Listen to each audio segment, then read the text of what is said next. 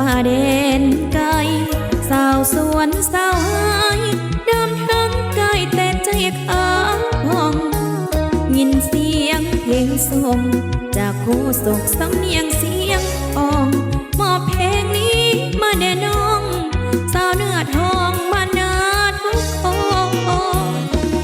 ได้ฟังเสียงเพลงก้องส่งกังวาน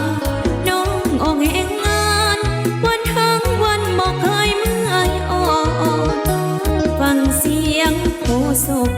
อ่อนหวานนิ่มนวลอ่อนสอนมอบเพลงแทนเพลงก่อนโคละจรย้อนหมดเวลา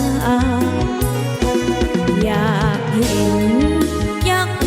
บเจอกับอายบอกความในใจทั้งจะตายน้องบอกกินแน่น้องคือสาวนางห่วงหาคงสุขอย่างแห้ง